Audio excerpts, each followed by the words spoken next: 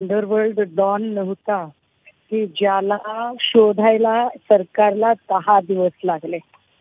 म्हणजे ज्या सरकारला पुतळा दुर्घटनेच्या प्रकरणावर तोंड दाखवायला जागा नाही राहिली, त्यांना लोकांनी प्रचंड टीकेचा भडीमार झाल्यावर आता जयदीप आपटेला अटक करणं भाग पडलं. सरकारची खरंच नियत होती का? नियत असती तर सरकारने केव्हाच अटक केलं असतं. बरं, अटक कुठून केलाय तर त्याच्याच घरातून केलाय. मग हीच गोष्ट आधी का बरं झाली नाही? पण ठीक आहे, चला.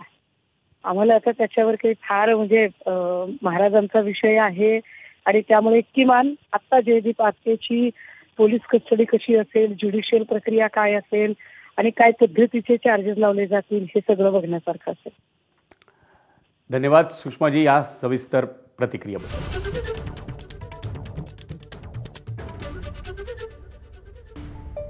एक मोठी बातमी आहे. सिंधुदुर्ग जिल्ह्यातल्या मालवण येथील राजकोट किल्ल्यावर छत्रपती शिवाजी महाराजांचा पुतळा काही दिवसांपूर्वीच कोसळला होता आणि या प्रकरणात त्या पुतळ्याचा शिल्पकार जयदीप आपटेला त्याच्या कल्याणमधल्या घरातून अटक करण्यात आली आहे. कल्याणचे डीसीपी सचिन गुंजाळ यांच्या पथकानं त्याला ताब्यात घेतलंय आणि धक्कादायक बाब म्हणजे जयदीप आपटेला त्याच्याच कल्याणमधल्या घरातून ताब्यात घेण्यात आलेलं आहे.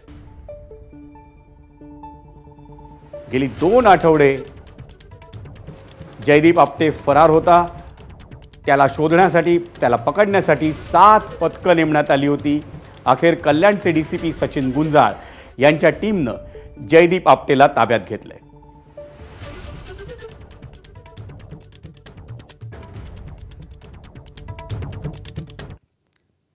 वळूयात पुढच्या बातमीकडे. राज्यातील एसटी कामगारांनी गणेशोत्सवाच्या